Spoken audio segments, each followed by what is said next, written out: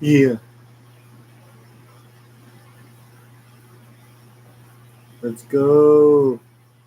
Does the mic work? Hold on. Yeah, I think the mic works.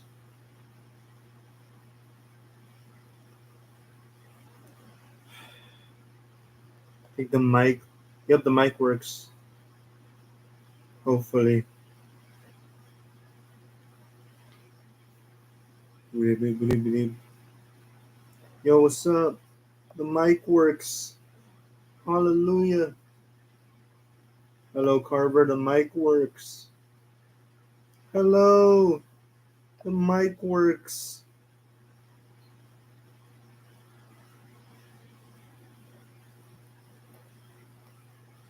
I think it's time we start our story.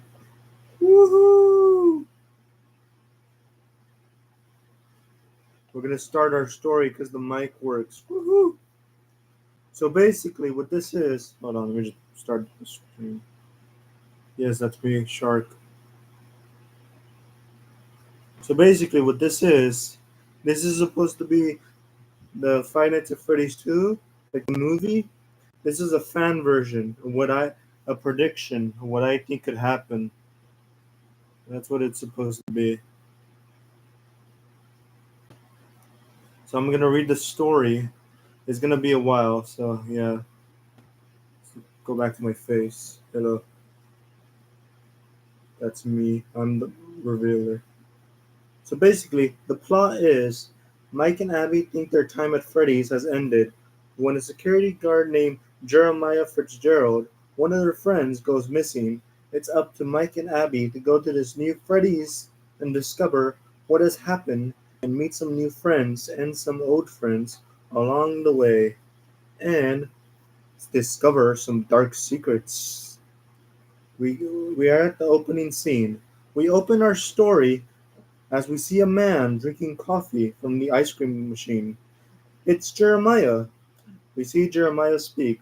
Dang, Sydney, it's such a shame Mike got banned from the mall. Sydney rolls her eyes. Well, he did punch that guy in front of the child and everyone, so it makes sense, don't you think? Jeremiah gets a call. It's a job. I got it. Be okay. That's great. I'll be there soon. Sydney asks Jeremiah what was the whole thing that was going on the phone. What happened? Did you get the new gig? Jeremiah smiles. Yes, I did. Tell the boss I quit the whole guard thing. I'm gonna get a job that actually pays well. See ya. Jeremiah finishes his coffee and drives his car to the location in the night. He hums as he sees the pizzeria.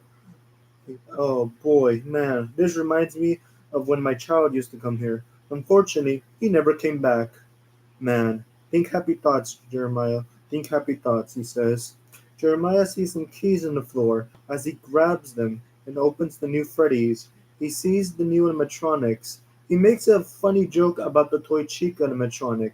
Man, they got that at kids' place. They should put that in a place for adults, if you know what I mean. He laughs as he passes the toy animatronics. The toys look at him. Jeremiah enters the office and he sees a Freddy mask in the floor. Oh boy, look at that. That's adorable. Anyways, time for a well paying job. The phone rings. Hey, hey, it's me, the phone guy. Anyways, I don't have much time, but if you're hearing this, Freddy's isn't as it seems. These robots are killing machines. Run, run, escape, leave as fast as you. The phone hangs up. Jeremiah is confused. The hell is that? He looks up and begins to flash the flashlight, just to see Toy Chica looking at him in the hallways. Hey, yo! I'm a wife. I'm not interested. Leave. He throws a cup at the animatronic. It doesn't leave. Toy Chica laughs and points to the vent behind Jeremiah. Jeremiah runs to the closet and hides in the closet as he sees one of the animatronics in the front of the closet looking for him. He huffs as he sweats in tears. The animatronic loses interest. Oh, hello. How's it going? We see our guard leave the closet. As he tries to run to the door exit, he tries to open the door. It fails. The exit doesn't seem openable. He turns to see Toy Chica aim the cupcake at him. Jeremiah is able to dodge the cupcake as he runs back to the office in fear. It seems the cupcake seems to be slower. There you go. Alrighty. We see Jeremiah running back to his office. He puts on the Freddy mask. As the animatronic gets closer, he's able to trick the animatronic with the Freddy mask. Now, then the guard tries to call the phone for help. Nothing happens. He hears static of a dude trying to scream, but the static turns off, as well as the phone. Jeremiah hears a music box turning on and off. The phone goes back on. Oh, and I forgot to tell you, there's a music box. Jeremiah gets jumped off as he hears a growl. He looks up and he doesn't notice the mango swooping in. As he screams, he gets his head bitten off by the lobe. We see Jeremiah's limping body hanging from the mango's mouth, covered in blood, as we hear his bones and brain crunching. An original story from Fredbear's Channel, a adaptation from Scott Cawthon's Five Nights at Freddy's franchise presents Five Nights at Freddy's 2, the fan version. So basically, we open our story back to see what Mike has been up to during the events of the pizzeria fiasco. He has a new job since, well, let's just say he was not paid from the last one. Yeah, dude was not paid. We see a woman go up to Mike. It's Miss Jennifer. Excuse me, sir. Excuse me, wake up. The lady taps on Mike's shoulder. It seems Mike is once again sleeping on the new job. Sir, wake up. It's morning. You need to focus on these newspapers or you're fired. Mike wakes up. Oh, sorry, it's that I was sleepy. Haven't slept not that much at home due to issues. Miss Jennifer begins to get mad. Not an excuse, Mike. You need to get your act together. What happens in the past stays in the past, or you're fired. Oh no. Mike looks at Jennifer and just nods. But then Jennifer decides to change her mind and tells Mike, you're fired. Mike sighs as he just goes home for the day. Mike leaves home and sees Abby there, drawing pictures. Mike just thinks of it as her having fun. So he leaves to his room. Mike goes back to sleep. As he's in the back. He's back in the dream world, he sees. He turns as he hears a voice. Mike turns around to see Garrett. Mike hears the same lullaby from last time. It sounds calming though. Garrett begins to speak. Did you get my message? Mike stands in confusion. It seems Garrett seems to be in a puppet pose. I heard from a note. Is that it? Garrett nods. Okay, then I will. Before Mike could say more, he's awakened from his dream. The music stops. Mike wakes up as he hears the phone ring. He rushes through the room and grabs the phone. Hello? It's a mystery man. He doesn't say his name at first. Is this Mr. Smith? Yeah, who is this? How did you get my number? The mystery man doesn't answer. The name doesn't matter, Mr. Smith. I need you and Abby to come down to the station. There's something I need to show you. The man hangs up his phone and he smiles all wickedly. Mike turns to see Abby just standing there. What's going on? Abby says. Mike tells Abby, grab a sweater. It's cold out there. Abby gets all complainy. But the holidays, it starts soon. Mike replies to Abby, I'll be sure we'll be back to celebrate soon. Mike sees Abby trying to hang an ornament. Mike rolls his eyes in annoyance as he lifts Abby to hang only one ornament as they get ready to leave. Chapter 2. A Man Named Henry Emily. Mike and Abby drive through the streets as they sing Jingle Bell Rock. They stop singing just to find a man standing in the corner. Hello, my name is Mike. Nice to meet you. And you are? The man is all mysterious and shows up behind Mike in surprise. The name's Henry, but you can call me Henry Emily. And who is that you have with you? This is my sister Abby, Mike replies. Abby replies with, It's nice to meet you, Henry. Henry shakes Abby's hand. Nice to meet you too, Abby. Here's a candy cane. Happy holidays. The three enters a room as Mike sees a pizza flyer in the ground. He thinks nothing of it and just enters the room. Henry Emily begins to talk.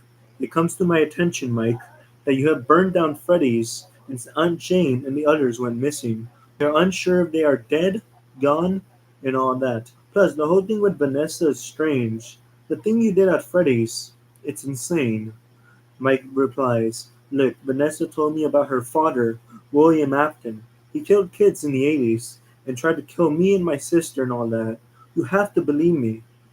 Henry Emily gets shocked. Excuse me for a moment. No man of such name existed. Are you sure? Abby gets annoyed. He does exist. Mike is telling the truth.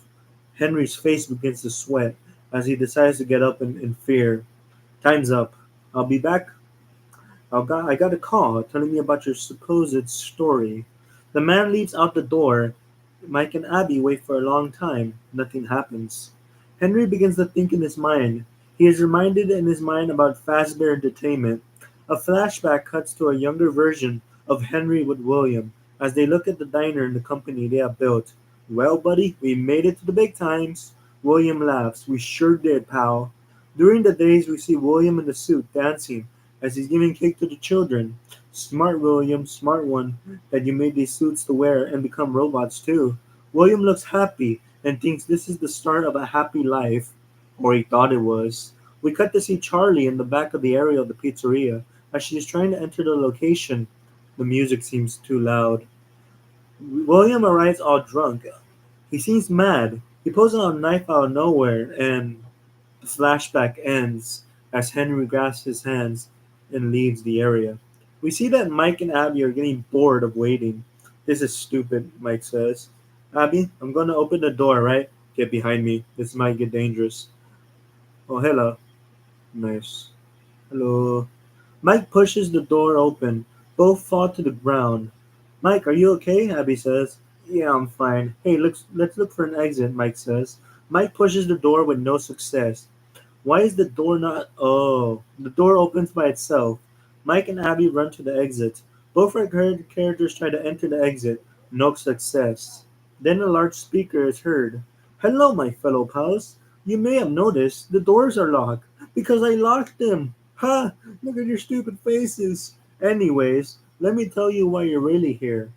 Henry turns on the lights of the pizzeria. The lights turn on, and Mike and Abby find out they have entered a brand new Freddy Fazbear's Pizzeria. Henry and Emily begins to mock them. That's right, suckers. Welcome to the new and improved Freddy's. Hell yeah. Mike begins to swear. You little lying Mike is tased from the floor. Abby walks up to Mike. You okay? Mike looks up to the speakers. Careful there, Mike. No swearing in my friendly new location. Anyways, it's time to say hello to my new friends. Toy Freddy, Toy Bonnie, Toy Chica. They'll be here soon, Mike and Abby. Get ready. The party is set to begin soon. Chapter 3 Aunt Jane Meets Springtrap, The Evil Eyes. We move on to see Aunt Jane wake up in a dark area. She sees a light switch and a bunny man in the corner. The last thing she remembers is being knocked out by some golden bunny. She wakes up to walk up to the area. Ugh, smells like a dead person in there. Huh? As she looks at the suit stands up by itself, and she backs up to the corner and grabs a piece of a stick. Back! Back, I warn you, Aunt Jane says. Springtrap grabs Aunt Jane's neck, choking her through her eyes. The rabbit looks through her eyes. She looks at the rotting bunny in the eyes again and again. Aunt Jane grabs a stick from her pocket, and then she stabs Springtrap right in the eyes. She falls to the ground. Aunt Jane crawls to the other side as she sees Springtrap deactivate. She gets an idea to take Springtrap with her. Aunt Jane leaves the location with Springtrap as she sees a car and drives it as a shadow sees her. It's Max. Shadow Freddy. She begins to speak. It worked. She found him. She fell into our trap. We see a dog robot, a giant distorted robot with a ripped face, as they have bats with them. It's Jeff, so. You sure this is our target, sister? I'm sure of it, Max says. We see Sparky walk up to the rest of the crew. You ready? Shadow Freddy smirks. Ready. Max turns around to see the ghost children. It's Garrett. You won't let the bad man and woman hurt us, right, Miss Maxine? Max walks up to the scared child. I promise. Pinky promise. Garrett smiles and gives the pinky promise to the guardian. Garrett looks behind him to see the other souls in fear. We trust you. Max smiles. She is now these kids' trusted guardian. Scene 4. Mike and Abby meet the toys and some old friends. We cut back to Mike and Abby exploring the new location as they tend to find a way out. They see a huge JJ animatronic looking at them. Abby tries to communicate with it, see if there's info. Hello there. Do you know where another exit is? Balloon Girl, also known as JJ, begins to speak. Yes, I do, but you had to take the hallway over there. I promise I'm not trolling. Mike gets annoyed. Alright, Abby, let's go. The two walk down the dark hallway as they start hearing static. 1, 2, Freddy's coming for you. Mike gets creeped out. The hell is that? Oh no! Mike turns to Abby. Mike pushes Abby out of the way as the mango tries to swoop in and take her. The mango lands on the floor as it seems a static version of climbing up the walls. Mike walks up to the animatronic and just kicks him, and the robot shuts down. As he turns to see Abby missing. Abby? Abby, where are you? It seems Abby is no longer there. He yells and he runs to the stage as he hears singing. Hey, Mike! Look at these new robots, Abby says. The animatronics sing Sweet Dreams Are Made of This. Mike is in shock. There's more of them? He thought there was only four. It's okay, Mike. Look who I also found, Abby says. Mike turns to see the old animatronics all broken. The heck? Mike says. Chapter 5. Mike and Abby meet old fuzzy friends. The scene opens up with Abby grabbing a face on the floor. It's Bonnie's face. It seems the animatronics were stuck in the abandoned room for years, as the toys were the new replacements. What happened to the old ones? They're ruined. They are broken, Mike, full of tears. It seems that these new animatronics have replaced their spotlight. Abby walks up to the broken Bonnie, looking for his face. Here you go, friend. It's for you. The faceless rabbit looks lost and broken, like an abandoned child. It's okay. Everything will be okay. You poor, poor thing. Bonnie grabs his face and begins to fall some tears. The others look at Abby. Bonnie speaks in a broken tone. Friend? Are you friend? Mike looks at the animatronics, feeling bad. He knows these things aren't monsters, probably, but at the same time he realizes, wait a minute, these things trying to kill him and his sister. Does he really feel bad? Mike takes Abby away from the robots and leaves, throwing the broken mask on the floor, making the animatronics very angry. Why did you do that, Mike? They were not attacking us. You didn't have to be so mean. Danger, Abby. Danger lurks everywhere. They're not really our friends, don't you think? Abby turns in frustration as she tricks over JJ. Hey, hey, sorry I tricked you. Look, if you give me a chance to redeem myself, I swear I would. Mike kicks the animatronic all the way to the hallway. Stupid kid, Mike says. Abby's in shock but doesn't care and just keeps going to the office. A announcement is heard in the speakers. It sounds like Henry Emily, but his voice is all corrupted. So, I see you found the old gang, huh? Lovely. You probably wonder what happened to them. Abby steps all angry. You ruined my friends. Henry Emily laughs. No, no, no. I made them an improvement. Or so I think, you see. We cut to a flashback with the new Freddies. We see the toys dancing and singing, talking in their sleep. I made these things to be more popular with kids. The others were too scary, especially Foxy, so I made that pink one. But as you can see, kids don't like to keep their dirty hands off these things. We see a kid messing with the Foxy and Funtime Foxy animatronic. Hey, watch me kick this thing. This video is going to get so much attention. I have a camera. Get ready. There was an accident with one of our employees. It was very tragic. We see one of the prize corner employees trying to get the kid out of the animatronic. Hey kid, get away from the robot, it's dangerous. The kid laughs. Make me, old man. The other kid laughs as Henry Emily continues his story. The robot, well, let's just say wanted to join us for a bite. The prize corner man begins to scream, Kid, I wanna. The mango looks at the kid's blood from dripping from the robot's mouth. The kid runs in fear, dropping their pink bow. The mango looks at the bow and decides to use it for itself. The kid turns to see the mango's eye looking at them. The kid begins to leave the pizzeria. Thanks to how advanced these things were, they could detect who people were. The kid seems to be some famous celebrity with a camera. The kid also stole a plushie from the prize corner. We had to destroy the mango because it had a memory that could recognize anyone, and it hurted almost the kid and its family. We also had to destroy it because, it killed the musician. So, yeah. The man's frontal lobe was bitten off by the mango, and that event was known as the Bite of 87.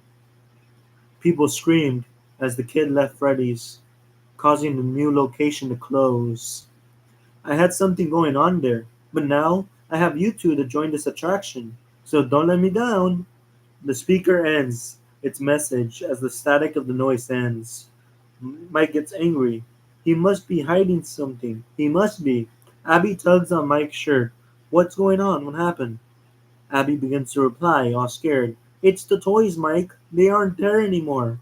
Mike turns around to see the toys are gone from the stage. Holy fudge, Mike says. Chapter 6. Aunt Jane witnesses Springtrap's awakening. The scene opens with Aunt Jane building some type of mask as she tries it on. She hears a knock from the door as she smirks. It seems to be a pizza delivery guy. Someone named Bill Day? Hello, hello. Is this a guy named Dave Miller? I'm not sure because this place has no address number. I was just given some random number to go to. If no one answers, I'll just stay here and listen to music since no one wants to answer the door. 80s music plays in the pizza delivery guy's headphones. Aunt Jane turns around to see Springtrap waking up. So you have awakened. Let's see what you can do. Springtrap begins to throw things everywhere in anger. He doesn't know what happened. He doesn't know who he is. Aunt Jane walks to him. You can tell me if you can help me, if you help me with something. Jane points to the door as Springtrap blood drops as an animal. He charges at the door. The pizza delivery guy removes his headphones and gets scared. As he is dragged by Springtrap, he begins to be ripped to shreds. Jane watches in satisfaction as her mask gets powered up due to the fear of the pizza delivery guy. Please, have mercy. You don't want to. Oh, God. Springtrap eats the man's head off and throws it to the ground. Jane laughs as she enjoys what the sinister creature is doing. She walks up to the corpse. Oh, I'm going to enjoy this. She puts on some type of mask as she looks Springtrap in the eyes. And let the madness begin. Chapter 7. The Death of Miss Jennifer. We see Miss Jennifer trying to call that Mike after the whole firing her thing. She seems worried about the dude. No response. She just turns off the phone and turns the lights off to get ready for bed. The woman calls out for her husband. Alright, honey, it's time to go to sleep. Honey? She seems to not hear him. She yells, thinking her husband is playing a prank on her. Honey, are you being funny? This is no time for jokes. We see a fan turning on as the papers ruin her view. We see Jane with her mask, looking at her with a sinister smile. Nothing is heard as we hear the Toreador March going on as she gets closer to the area just to open the door with her husband's head all cut up in a Fazbear suit as she begins to yell. She runs up to the door as she is pushed to the glass by Springtrap out of nowhere. The poor boss falls to her death as she falls in the car pavement, blowing up to a bloody mess. Aunt Jane pops up and just stares at the dead body in a sinister smile. She activates the red eyes of some new friends. Springtrap grasps his hands and cackles. I like this one. Chapter 7. Toy Freddy on the Hunt. We see the toys activate as they go hunting for their prey, that being Mike and Abby. Toy Freddy goes first. We see Mike exploring the pizzeria. While he's looking at the places, he gets separated from Abby. Abby, no, hey, it's going to be okay. Abby, don't. Mike is not able to talk anymore to Abby because they're already separated. Mike tries to find a way to fix everything. He turns to see Toy Freddy push him to the wall. Mike looks up at the giant bear. Hello, little one. Or should I say, grown man? Let's play a game. Not the first time you heard of me, right? Mike dodges the attack as he tries to find a weapon in the floor. Nothing he finds. But he finds a frying pan. Screw it, let's use that, he tells himself. Mike yells, Hey Chubby, get a load of this. Mike hits the robot as the robot grabs the frying pan and breaks the frying pan. Mike swears. Toy Freddy laughs as he pushes Mike all the way down the tables. Mike looks at the fat bear running to him. Okay, let's dance, Fazbear. Mike grabs some pans and a broom and attacks the robot. It does nothing. I'm not going to kill you. I'm just gonna hug you till you pop, Toy Freddy says. Mike slides down the robot and grabs a taser. Turns out, tasers don't work anymore. Oh dear, Mike says. Henry wasn't joking. These things are advanced. Mike begins to run to the next room as Toy Freddy begins to chase him. I gotta find a way to lose him. I don't know how I can beat him. You really think you can hide, Toy Freddy says. Mike goes to the next room and hides in a vent, and he thinks he is safe, but sees Withered Chica in the vent with a broken beak trying to grab him. Mike crawls and crawls again to escape the bird's hands. But then he realizes, wait a minute, it has no hands. Mike punches the other vent, then grabs a pan and begins bashing the withered robot into pieces. Then he gets out of the vent, but then sees Foxy in the hallway. Oh god, not this again. Foxy begins to charge at Mike. The chase is on as Mike runs through the hallways. He trips over a flashlight. He grabs it and flashes Foxy with the light. It stuns the fox. Did that just work? Mike says. Mike gets up and sees that Toy Freddy is still looking for him. Turns out these robots are so advanced, they don't stop looking for you until you die. I have to find a way to lose these things. Tracks, Mike says. Chapter 8, Abby versus Toy Chica. Abby, while looking for an exit, sees a cupcake in the distance. She thinks nothing of it, because what can this thing possibly do? She hears a child's voice call out to her. Hey, over here. Abby, over here. Abby hears the voices. As she gets closer, she is jumped by the cupcake as Toy Chica sees her and tries to bite off her ankle. Toy Chica laughs. It's time for the show, right, Abby? Abby yells in pain. Toy Chica laughs in a sinister tone as she enjoys the pain. Mr. Cupcake almost rips Abby's leg apart. Abby grabs a nearby taser and uses the taser. It only tases Toy Chica for a little while as Abby grabs a nearby bat and destroys Toy Chica into little pieces. The beak falls to the ground, only the beak. Abby sees a carousel. She limps to the carousel as she hides behind one of them. She bumps into them as music begins to play. She knows the song. It's called In a Small World, but it sounds creepy. Toy Chica hears the sound. I hear you. Let's change the song. Toy Chica begins to change the song. Our game of hide and seek is about to end. Ding dong, I know you can hear me, Toy Chica says in a sinister music voice. Abby hides in the moving carousels as Toy Chica stabs each carousel with her beak. Don't be afraid, little one, I won't bite. Toy Chica pulls out her beak and laughs all sinister. I can hear your footsteps. Toy Chica sings all sinister. Abby decides to leave the carousel and runs into one of the closets. She closes it. Toy Chica runs to Abby's location. Abby covers her mouth in fear as she has her leg all bloodied up and ripped apart still in pain. She turns around to see a corpse of a headless Jeremiah. Abby shrieks in fear, bumping into the closet. Toy Chica turns around to Abby's location. Her eyes begin to glow white. I can sense your horror. Could you be inside the closet? Abby begins to shut her mouth as she knows Toy Chica might actually find her. Looks like I have won. Now you're it. Abby is hiding in the closet as Toy Chica opens it. Abby jumps on the chicken. Abby grabs Toy Chica's beak and lands the beak all on the robot's eyes, all violently. No, you're it! Toy Chica falls to the ground, all broken in pieces from the face. Abby kicks the robot with her other leg as Toy Chica shuts down. Abby's leg begins to bleed as she grabs a nearby bandage to cover her bloody wound. She turns to try to find a way back to Mike. This is for my friends, Abby says. We see Toy Chica all broken and twitching in the floor. Chapter 9, Toy Freddy dies once and for all. We cut back to a scene of Mike running from Toy Freddy. As he sees an exit door, Toy Freddy is throwing things at his way. Crap, he's on my tail, Mike says. Mike spots a crowbar on the floor.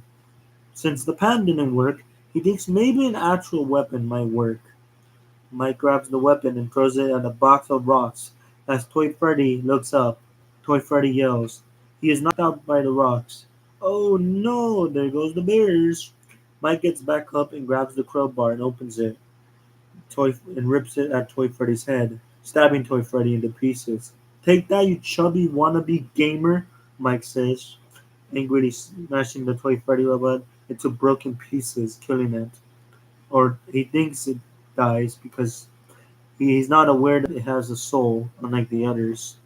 Abby enters the room to see Toy Freddy all broken in pieces, as Mike gets up and sees Abby in her ripped knee, as they both reunite and leave the area. Oh dear, Mike, what happened? Mike gets up all beaten up as he spits out a tooth. Let's just say there was a whole thing going on with this bear in the spotlight. Mike gives Abby his crowbar. Use this, Abby. If you see more of these things, Henry was not joking around when he said these things are advanced. Before Mike could finish the sentence, he sees that out of nowhere the toys get back up. Oh, darn, they really don't stand down easily. Mike tells Abby to run. The toys begin to play a distorted version of Last Christmas. Mike and Abby quickly run to the hideout. Did we lose them? Mike peeks out from the hideout. I think so. All the toys and Wizards are walking in the hallway of Freddy's. Abby sighs as she seems tired and hungry. Look, Abby, I promise you will make it home for Christmas. We just need to survive all this nightmare stuff. We did it once, we could do it again. Night arrives as Mike and Abby decide to sleep in the hideout. Good night, Mike. Mike replies to Abby. Night, Abby. The hideout seems safe. What could possibly go wrong?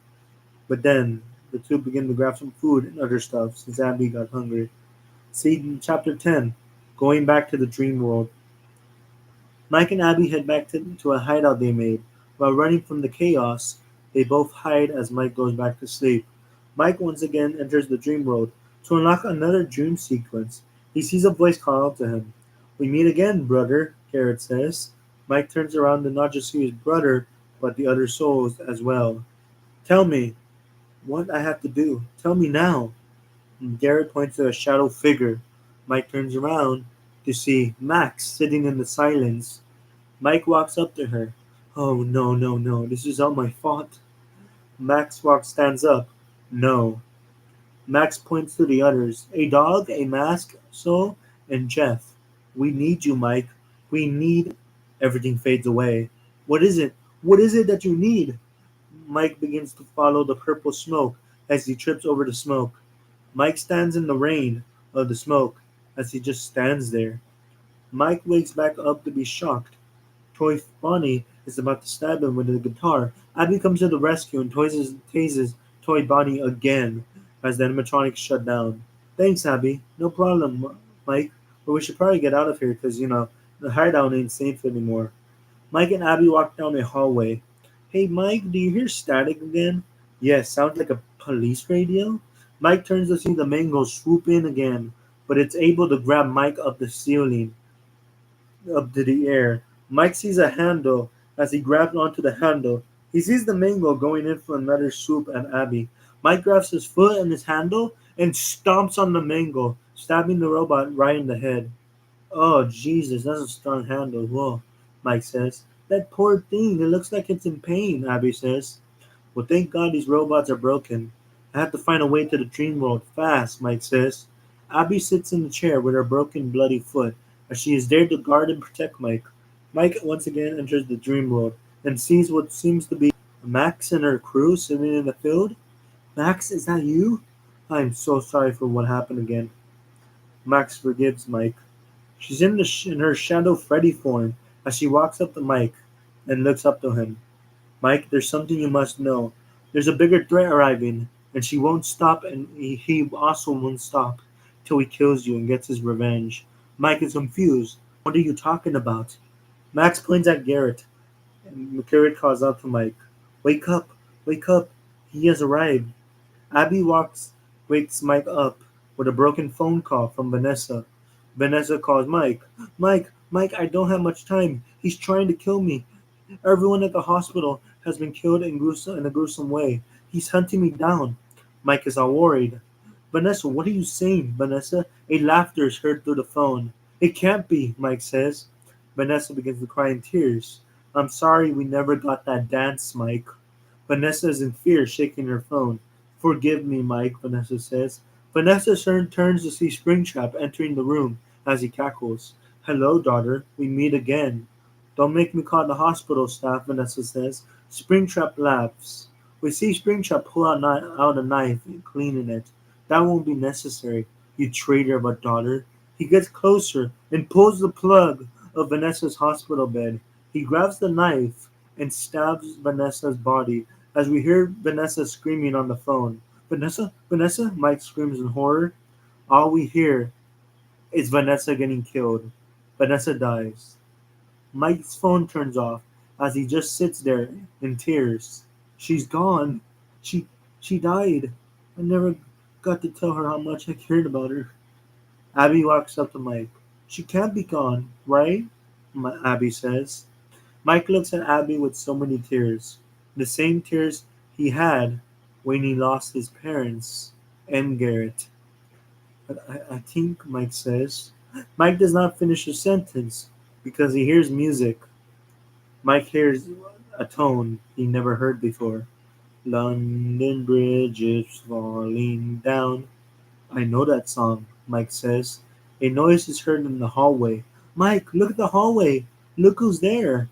Mike looks up to see Foxy in the hallway, twisting his head across the hallways, twitching with a music box. It's indeed the song Mike was thinking of, but the music changes as we see withered Chica tiptoeing across the walls as she puts in her music box. Tiptoe to the tulips as she scratches the walls with her broken arms, flickering the lights as each light turns off. She gets closer and closer.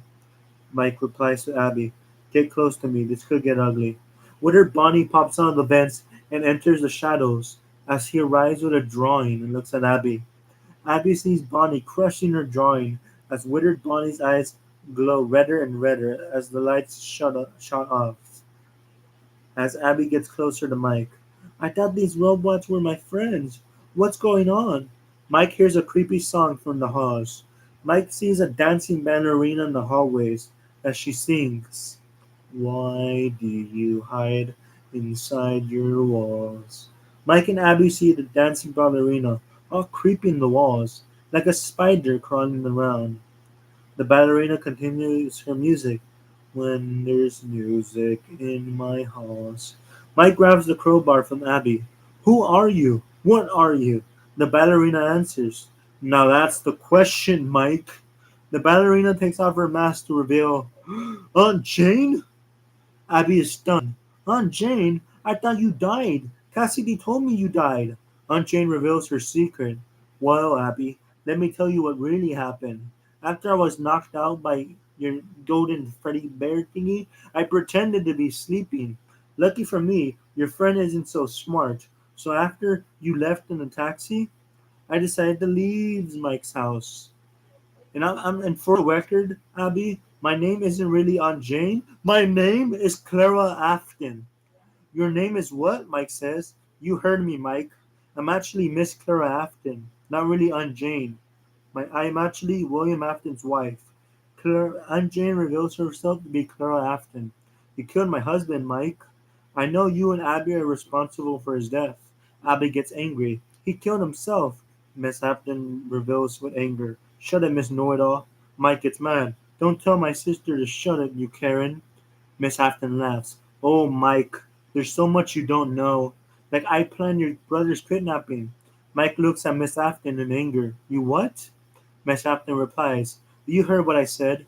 Did you really know how the kidnapping of your brother went, Mike? Mike begins to reply to Miss Afton. My dream. My dream showed that a car took him. That's it. Miss Afton begins to reply with a deeper story. Oh, Mike, that's not the whole story. Miss Afton replies, well, you see, Mike, my husband, William, and I, we were going to be apprentices. But thanks to your brother's lost problem, and now he's dead, so yeah. But thanks to that stupid machine of yours, you're going to die, man. Mike pushes Abby out of the way as he is kicked by Mrs. Afton's shoe to the floor. Abby looks up to see Springtrap appear in the shadows. An evil laugh is heard as a rotten bunny arrives at the party. I told y'all, I always come back. Hello, Abby. I see you met your old friends, and that you broke my new toys. Abby responds all angry. Yeah, they were jerks. Where's Henry? Abby says. Springtrap turns on his voice changer. You mean this, Henry?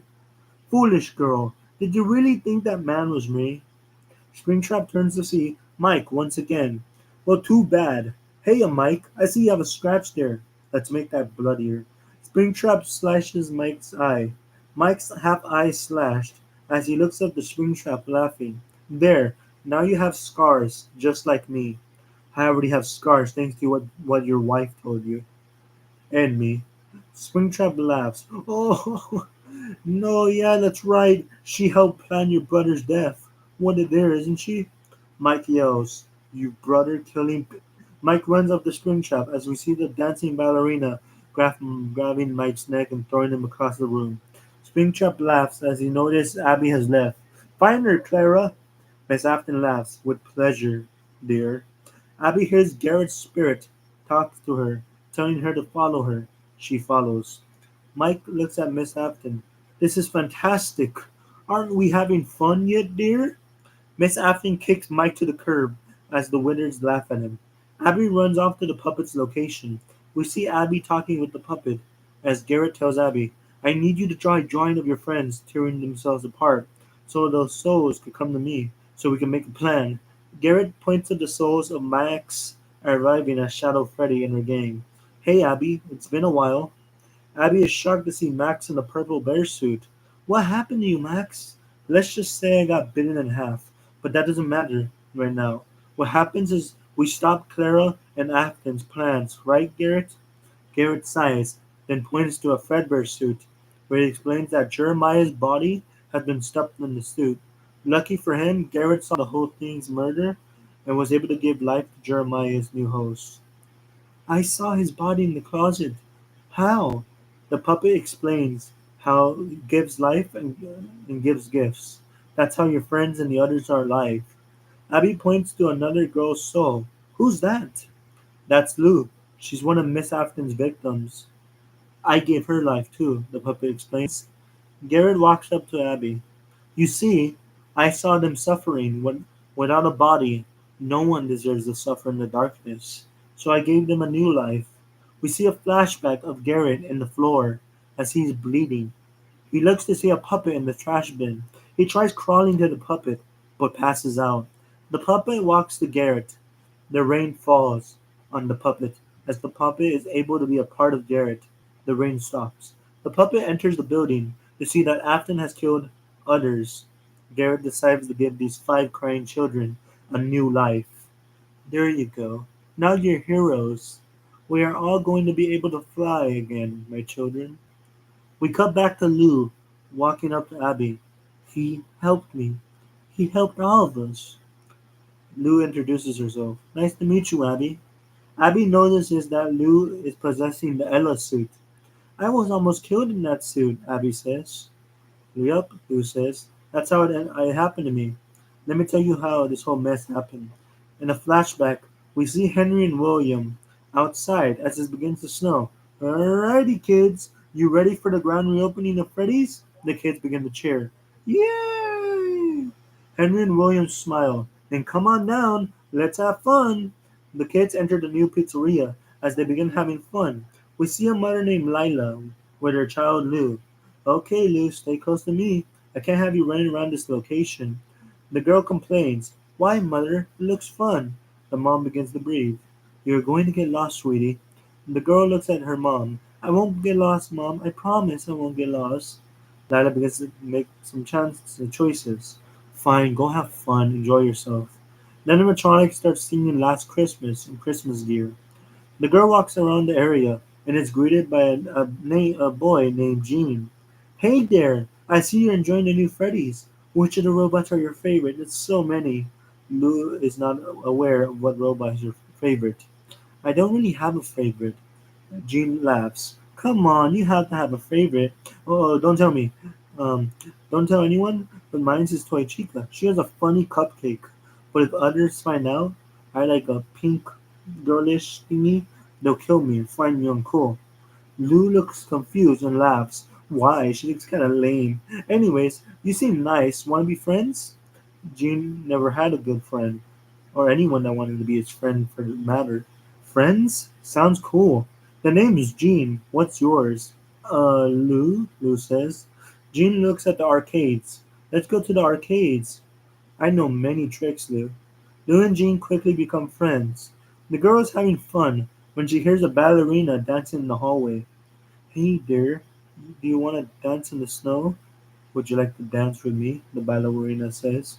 The girl looks at her mom and the ballerina. Sure, I just need to get back to my mom in time. I have time to dance. Jean looks at Lou.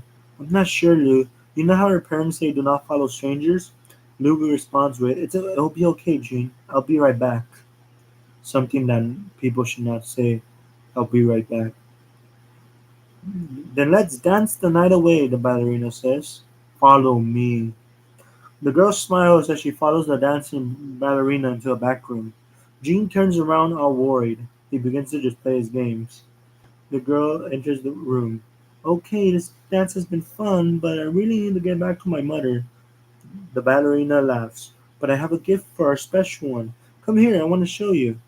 The girl grabs the ballerina's hand as they both walk into the area. There's an Ella suit. Ballora, I don't like this, the girl says. Ballora removes her mask. It's Clara acting. Does it look like I cared for her? Now get in the damn suit. The girl is grabbed by the evil being, and her body is forced into the Ella suit as she is squished by the spring lock. She tries to scream. Her entire body is stabbed into the suit. The lady smiles all wickedly. She turns off the lights and leaves the area. All we hear is the screaming of the girl in the Ella suit as she is dying in the suit. That's all we hear. She ends up screaming in tears. The woman, the lady, the girl dies. That's all that happens. Alrighty. Hold on, there's more. I'm trying to find it. Gene is in tears as he realizes, did I just lose someone? Alrighty. Aunt Jane puts on her Ballora suit as she smiles all wickedly. She changes her name. She turns on the lights and leaves the area. It's nighttime. The parents are leaving with their kids as we see Lila seeing that her daughter isn't back. My daughter, where's my daughter? We see Henry walk up to Lila. I can assure you, miss, my friend here is calling 911 and we will find out who took your daughter, no matter what. Jean is in tears again. He lost a friend who actually cared about him. The others really did not treat him very well. Jean grabs a mask on the floor. It looks like a shadow Bonnie mask. He decides to once again hide in the shadows with the melody of a bunny. Alrighty. Days go by. The mother has been drunk as she looks at the pictures of her daughter. She can't handle the pain anymore of her daughter being missing. She realizes, did she die? The mother begins to cry. I don't know what was I thinking, leaving my daughter behind. The mother finishes her drink as she sees the noose in her room. I'm sorry, my daughter. She closes her eyes. This is from the sanity of your mother. The mom says to herself, no, this isn't the right way to do it. She ends up screaming in tears and drinking and begins drinking for days, and she decides enough is enough. So she gets into her car as she grabs a Freddy plush from the daughter's toy box. The mom ends up driving her car off the road, killing herself. We see the father has learned about the news and he gets depressed and just ends it all by shooting himself. We cut back to Lou in the Ella suit. All that happened because I never came back. They lost themselves because of me.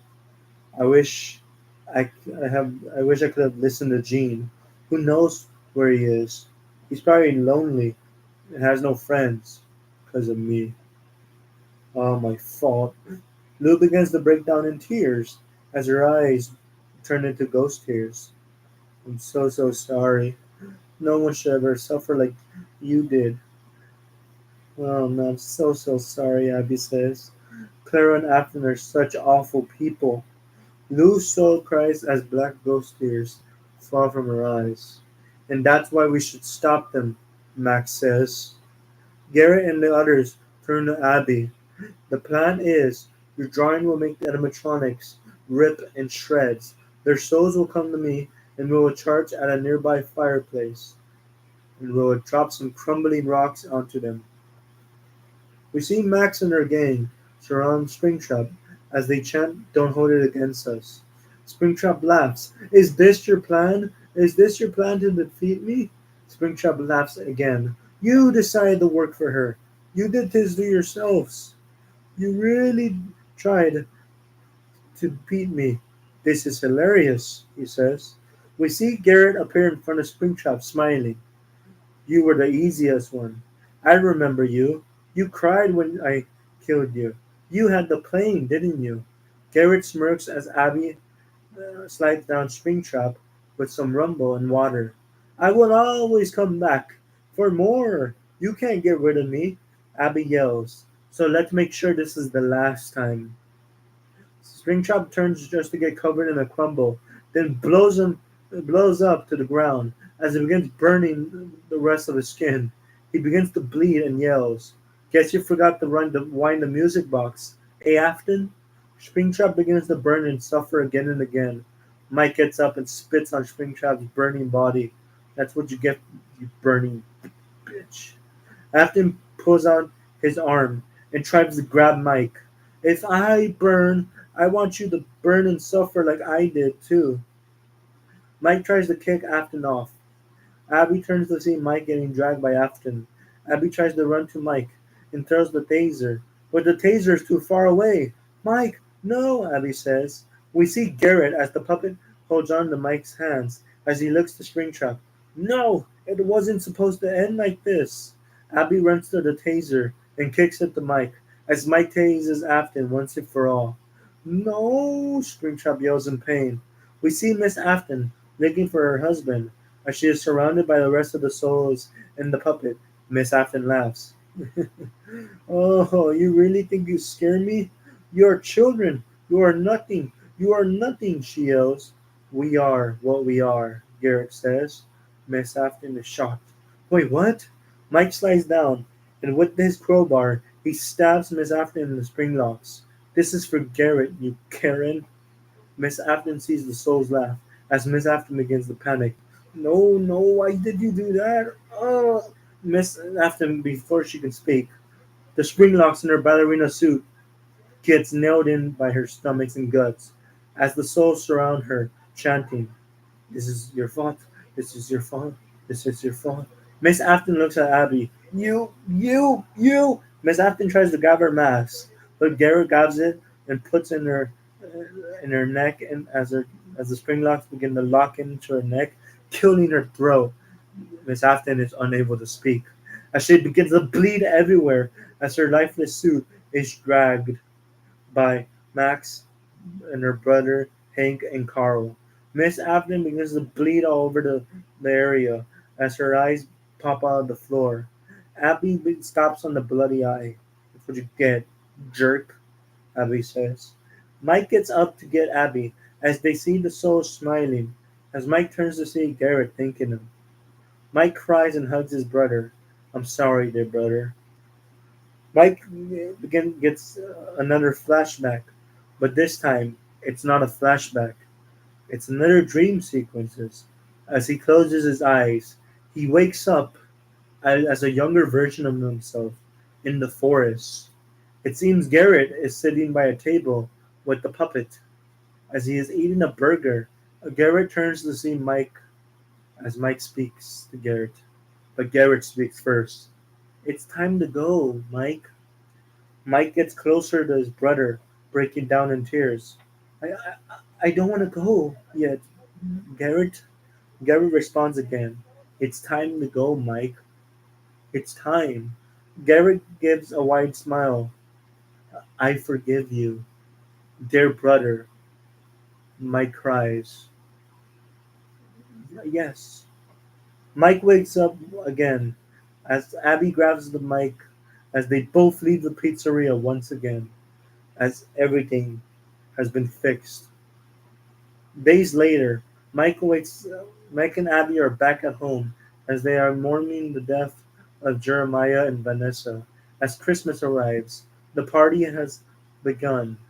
Mike gets a knock from his door. It's some random girl. Is Henry here? Mike checks the paper, and yells, "150 cents? What?"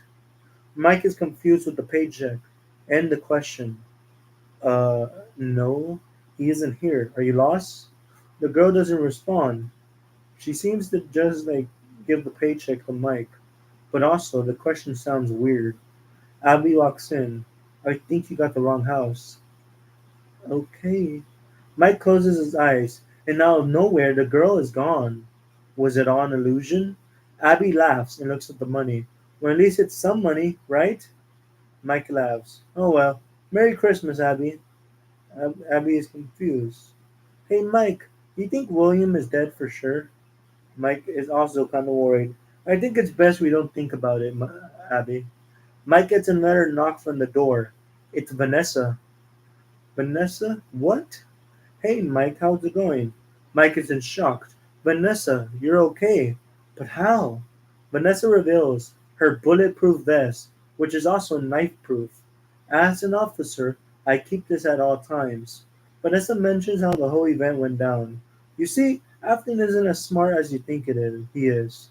When he stabbed me and left the hospital, he did not check the thing I was wearing, so I had to fake the death. And the phone had terrible service in the hospital. So yeah, Mike is glad. I'm glad you're safe. Want to come in? It's Christmas. Vanessa smiles. Sure, why not? Vanessa turns to Mike and gets an idea. Care to dance? It's a promise, right? Mike laughs. Yeah, I know. Let's dance. All I Want for Christmas plays in the background. Mike and Vanessa are dancing as they see a mistletoe in the ceiling. Mike laughs and gets embarrassed. Abby, did you put this mistletoe in the ceiling? Jesus Christ. Abby laughs. Oh my god, Vanessa, you're alive.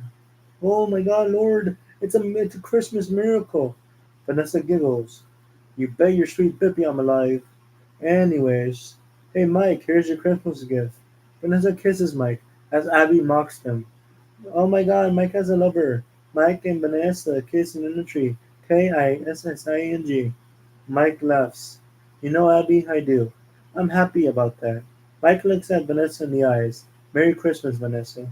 A smile is seen in Mike's face, something Mike thought he never ever would have in many years. Christmas music plays throughout the house. Vanessa suddenly gets a call from her phone. Can you excuse me for a moment, Mike? Mike pauses. Sure. Vanessa walks into a hidden area and pulls out a bag as her eyes glow purple as the phone begins to talk. Did the plan work? Springtrap says. Yes. Yes, father, the plan worked. Good. The mind control is doing well. Vanessa pulls out from her bag what seems to be a white bunny suit and a mask. Springtrap laughs. Make me proud. Vanny. Post-credit scenes. We cut to see the pizzeria as we see Miss Afton's rotten suit corpse as we see Springtrap ending the call. We begin walking in the area as he sees the body of his wife. He grabs the suit and crushes it. Useless apprentice. I have to do everything myself. I'm going to find you, Mike. And once I do, I'm going to kill you. Springtrap is reminded of why he's doing all this. We cut to a flashback where we see a man named Henry Emily and a younger version of William as well, shaking hands as they are celebrating a new diner they opened, Fredbear's Family Diner. Well, William, your dream has been achieved. We opened a diner very successful. Right? William is looking down at the ground. William, you good? William remembers a memory of his second daughter who was murdered due to an accident. We cut to a girl looking at a big robot. We don't see the robot. We just see the girl looking at the ice cream. Take it. Take it, the robot says. The girl tries to go for the ice cream, but is killed by the robot. That's all that we know. Henry assures we cut back to the area of the flashback. Henry assures the William that nothing bad will happen in Fredbear's, since the robots are more controlling and that Fazbear Entertainment definitely has their back if things were to go wrong. I already lost so much, Henry. My daughter, my wife won't speak to me because she thinks it's all my fault. At least I have my other daughters who, still talk to me. She calls me a yellow rabbit. And plus, I still have Evan and that guy and Jake, right? Henry sighs. Well, that's nice, William. Can you check on the spring locks? I need to go grab some stuff, alright? William looks at his son. He seems to be having a fun birthday party. We're glad to know Evan is enjoying himself. We see Evan with his friend Charlie as they are sitting with their plushies, as Evan is looking at animatronics in fear. Charlie is worried about her friend. What's wrong, Evan? I thought you liked this place. Evan seems scared. Oh no, I do. It's just that those machines, they scare me. Especially since my brother has been taunting me with those machines. He ripped one of my plushies because he just seems to hate me a lot and seems to bully me a lot. Well, your brother seems like a jerk, especially it's your birthday because, you know, it's your special day. He shouldn't be scaring you. It's not right. Yeah, Evan says. Thankfully, I have the Fredbear plush, which it makes me feel safe at night when there are monsters in my head. Charlie laughs. You're funny. That's why you're my best friend, Evan. We cut back to Jake sitting in a chair with his friends, Jimmy, as they sit all bored. Gosh, I don't like your brother's party. It's kinda ass and lame, Jimmy says. Jake gets mad. Jimmy, 2 words. Shut up. You want me to look like a failure in front of my dad? He already doesn't appreciate me that much. Jimmy gets silent. No. Then how about you shut it and eat some pizza slices that kind of taste like cardboard and go play some arcades while you're at it, since you're that bored and stuff. Jimmy flips Jake off. Oh wow, how mature. What are you, 5? The two turn to see both Kobe and Tony arriving with the mask. Hey y'all, look what we got with the tokens we won. Jimmy looks at the mask. You got us mask? Really? Tony laughs. Not just any mask. It's a mask about the characters on the Fazbear and Friends. How about we wear them? Hmm? Jake is excited because he sees a Foxy mask. Is that a Foxy mask? Dibs.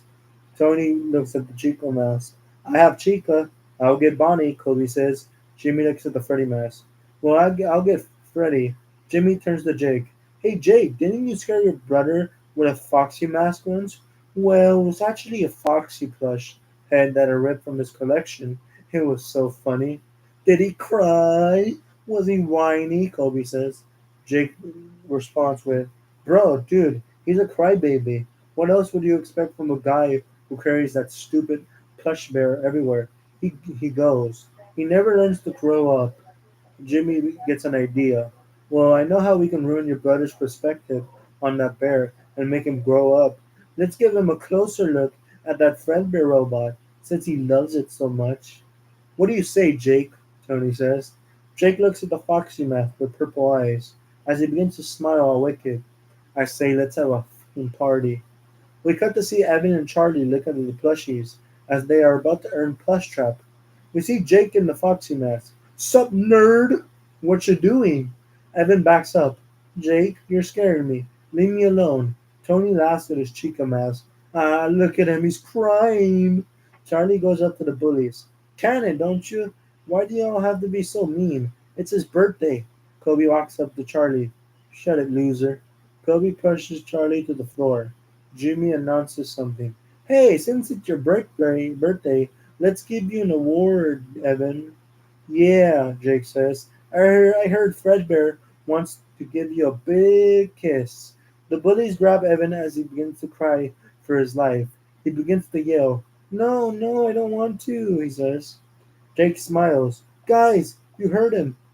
He wants to get closer. Henry heard the words and turns to them. Wait, get off to the stage! Stop! What are you doing? The bullies make their countdown. Three, two, one! Evan's head is on Fredbear's mouth as he cries in tears and falls as his head is bitten off. Jake and his friends pause as screaming is heard from the diner. Henry walks into the sea, Evan's lifeless body, and his head bleeding to the floor. Henry grabs his phone. 911! Yes, come quickly! William sees the people running and screaming as he sees his child Evan's head off, and his eyes are in tears. My dear boy! Henry, what happened? Jake goes up to his father. I didn't know that this will happen, Dad. It was all just a prank. I was just having fun. The ambulance takes Evan's body to the hospital as we cut to see the Athlon family waiting for an answer. The doctor arrives to give bad news. I'm afraid he's not going to make it, Mr. Athlon. William and Jake go to see Evan as Jake cries for his brother. William looks at his dying son. Evan opens his eyes. Jake gets in tears. Evan, I'm so sorry. I know it's my fault. Evan tries to speak. Jake, I. Evan stops talking and dies. William looks at Jake as William's eyes turn in anger. It begins to rain outside as we cut to William in the bathroom. William gets angry. Henry told me I wouldn't lose another kid because Fredbear's wasn't dangerous. That lying prick! William throws some stuff in the bathroom. If Henry wants to play dirty and take my kids, I'm going to not only take everyone's kids, not just his, but everybody's. If I can't be happy, no one will. William's eyes turn purple as he picks up his knife. I'm coming, Henry. We cut back to see Springtrap in the room, looking at his dead wife. She was nobody. We see an employee open up the door of the area. Springtrap turns to the employee. Happy holidays, scary bunny man. Springtrap charges at the employee and rips him apart as we see the limbs fall in the floor. As Springtrap sees the door open, as he sees a blanket, he covers himself in the blanket. He cackles. Oh, Mike, I'm going to find you. Nowhere is safe to hide. Nowhere! Springtrap squishes the head of the employee. He encloses the door of the new and improved pizzeria. As he looks up to the area and sees that a Fazbear attraction is being opened. The end. It's been so long plays as the end credits. Booyah.